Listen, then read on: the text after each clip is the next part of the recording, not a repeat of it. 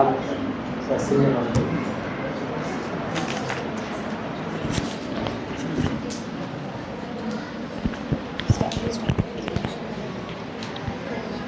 से पैगाम लाते हैं, शब्दों के तर्कश से पैगाम लाते हैं, हर एक बात को कसौटी पर लाते हैं। थाम कर सत्य का दामन इस मंच पर आए हैं जो सोच ना सके कोई वो बात बदल देंगे, अपनी दलीलों से आज ये शाम बदल देंगे। थाम कर सत्य का दामन इस मंच पर आए हैं जो कोई सोच ना सके वो अंजाम बदल देंगे। आदरणीय निर्णायक मंडल, पूजनीय शिक्षकगण और मेरे सभी सहपाठियों, आप सभी को मेरा सुप्रभात। मैं समृद्धि कक्षा 12वीं की छात्रा आज इस विचारों के मंच पर रेड हाउस यानी कलाम ग्रुप की अटूट सोच और सत्य की आवाज़ को बुलंद करने आई हूँ। आज की इस वैचारिक यात्रा को शुरू करने के लिए मैं अपने सभी टोली के सहपाठियों को बोलूँगी कि वो खड़े होकर अपने पंक्तियों के साथ अपना परिचय दें। आंकड़ों और सबूतों की ज़रा भी कमी नहीं होगी। आंकड़ों और सबूतों की ज़रा भी कमी नहीं होगी। हमारे लाल रंग के जोश के आगे विपक्ष की जमी नहीं होगी। कलाम समूह की ताकत बनकर हर सवालों को सुलझाऊंगा। इसी के साथ आप सभी को मेरा सादर प्रणाम। मैं हिमांशु सिंह, कक्षा 12वीं से। हौसलों की उड़ान लेकर इस मंच पर आई हूँ। विपक्ष के हर सवाल का गहराई से जवाब लाई हूँ। बातों में दम है और इरादों में सच्चाई। मैं मानवी सिंह, कक्षा 12वीं से। जीत का जज्बा लेकर आया हूँ इस बहस को अंतिम मुकम्मल तक पहुँचाने। मैं अक्षय सिंह, कक्षा 10वीं से यहाँ आया हूँ। जैसा कि आप सभी जानते हैं, केवल नए नियम बना देने से शिक्षा महान नहीं बन जाती। सभी बच्चों तक समान अवसर पहुँचे तभी असली पहचान बन पाती। केवल वादों से नहीं परिणामों से भी नीति की असली कसौटी होती है। तभी शिक्षा सचमुच देश की सबसे बड़ी शक्ति होती है। कागज़ों पर लिखे सपने बड़े आसान लगते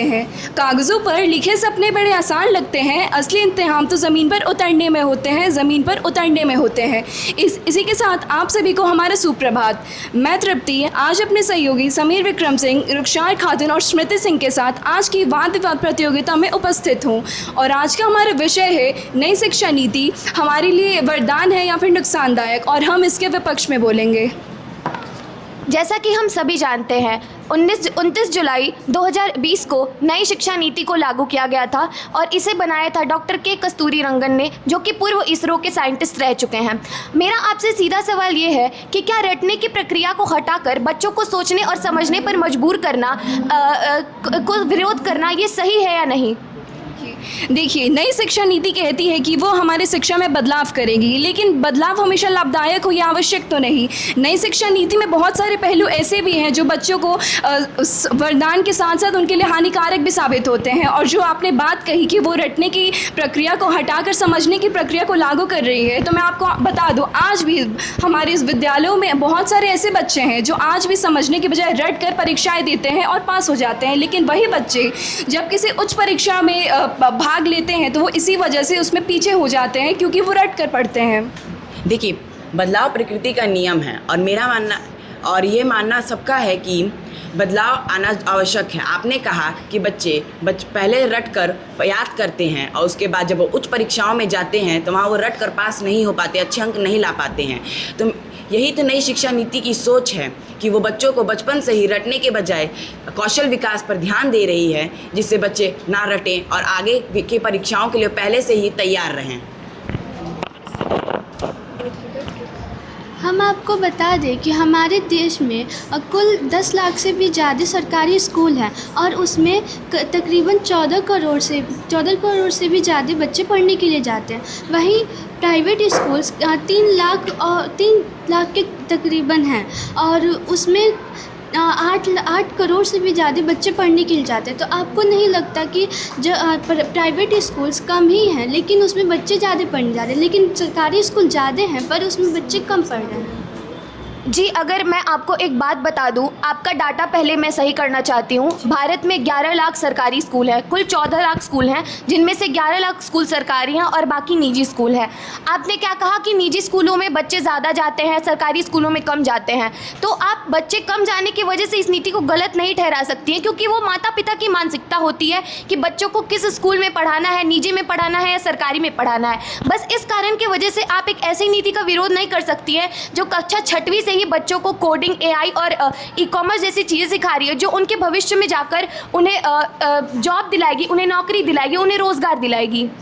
देखिए, ये नीति आपने बोला कि ये नीति कोडिंग और AI सिखाएगी, लेकिन मैं आपको सच्चाई से रूबरू करा दूं कि हमारे देश में 30 से 40% प्रोफेसरों के पद खाली हैं। तो वो मल्टीडिसिप्लिनरी कोर्स और डिजिटल व्यवस्था किस काम की, जब उसे पढ़ाने के लिए शिक्षक नहीं है। और 1 लाख से ज़्यादा स्कूलों में एक ही शिक्षक पूरे स्कूल की निगरानी करता है, और 1.9 लाख स्कूलों में बिजली नहीं है, इंटरनेट नहीं है, कंप्यूटर नहीं है। तो आप किस चीज़ से, किस हिसाब से कह रही हैं कि ये AI और कोडिंग कक्षा 6 के बच्चों को सिखाई जाएगी, जब बुनियादी ढांचा ही सही नहीं है। तो ख्वाबों की नुमाइश में हकीकत छूट जाती है, ख्वाबों की नुमाइश में हकीकत छूट जाती है।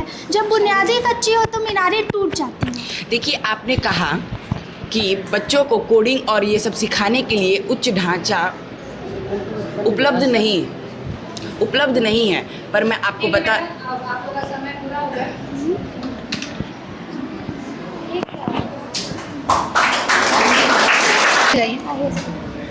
आप पहले मुझे ये बताइए, शिक्षा नीति को इंग्लिश में क्या कहते हैं? New education policy. New education policy बच्चों के लिए किस प्रकार से लाभदायक है? कोई 2 टॉपिक आप मुझे बताइए। मैम, नई शिक्षा नीति में जो रटने की प्रक्रिया है, जो सालों से चली आ रही है कि बच्चे सोचते समझते नहीं है विषयों को, और सिर्फ रट कर परीक्षा में अंक ला देते हैं। इस चीज़ को हटाने के लिए नई शिक्षा नीति ने रटने की प्रक्रिया को हटाकर सोचने समझने की प्रक्रिया लाने का उल्लेख किया गया है। और दूसरी बात मैं ये कहना चाहूँगी कि नई शिक्षा नीति में मातृभाषा में बच्चों को चीज़ें समझाने का वो किया गया, उपहास किया, क्या बोलते हैं उसको, हाँ, मतलब अवसर दिया गया है कि वो मातृभाषा में अपने बच्चों को चीज़ें सिखा सके। इससे क्या होगा कि बच्चे जिन्हें अंग्रेजी भाषा, अभी आपने कहा कि मातृभाषा में समझनी चाहिए, और आप खुद एक मातृभाषा पे अटक गई हैं, तो इसको आप कंटिन्यू करिए और इनको दीजिए, इनसे मुझे क्वेश्चन। जैसे इन्होंने कहा कि मातृभाषा, क्या हमारे पूरे जीवन काल में एक मातृभाषा ही हमें शिक्षा दिखा सकती है और आगे हमें लेकर जा सकती है? नहीं मैम, ये ऐसा बिल्कुल नहीं है। नई शिक्षा नीति का ये कहना है कि विद्यालयों में कक्षा 5वीं तक के बच्चों को उनकी मातृभाषा में पढ़ाया जाए, क्योंकि उस समय बच्चे उतने विकसित नहीं होते हैं कि वो जैसे अंग्रेज़ी जैसी भाषाओं में अच्छे से पढ़ या समझ सकें। इसीलिए ये कहा गया है कि कक्षा 5वीं तक उन्हें अपनी मातृभाषा में पढ़ाया जाए ताकि वो समझ सकें। लेकिन इसका एक, अगर हम देखें, एक पहलू ये भी है कि आज भी अनेक स्कूलों में कहीं भी कक्षा 5वीं तक उनको उनकी मातृभाषा में नहीं पढ़ाया जाता है, चाहे वो। Very good.